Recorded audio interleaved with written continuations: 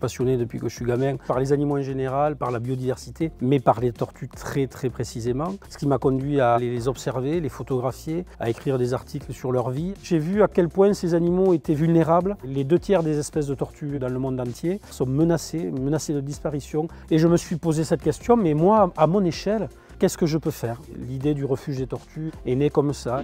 L'idée, c'est de recréer des espaces le plus naturels qui soient pour qu'elles soient le mieux possible.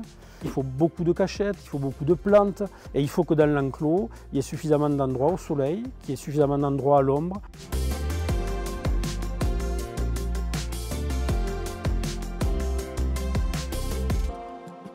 Il faut que les gens prennent conscience que cet animal est beau dans un milieu qu'il est également. Et à partir de là, on met en avant les contraintes qu'engendre le fait d'acquérir un animal, surtout un animal sauvage dont la place doit être dans la nature.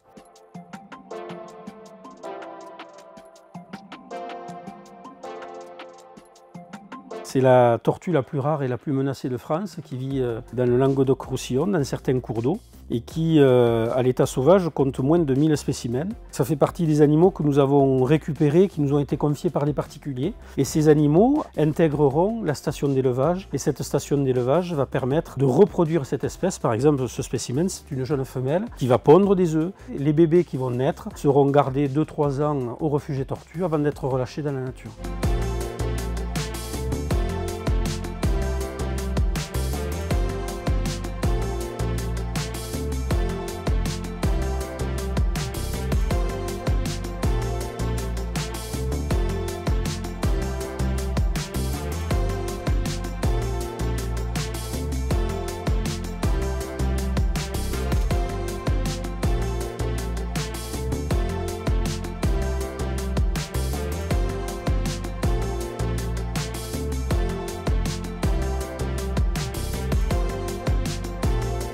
La biodiversité, ça permet de conserver cet équilibre de la planète, cet équilibre des écosystèmes. Sans cet équilibre, l'homme n'a plus sa place. C'est l'affaire de tous que de sauver les animaux, c'est l'affaire de tous que de protéger la biodiversité et ensemble, on est sûr d'y arriver.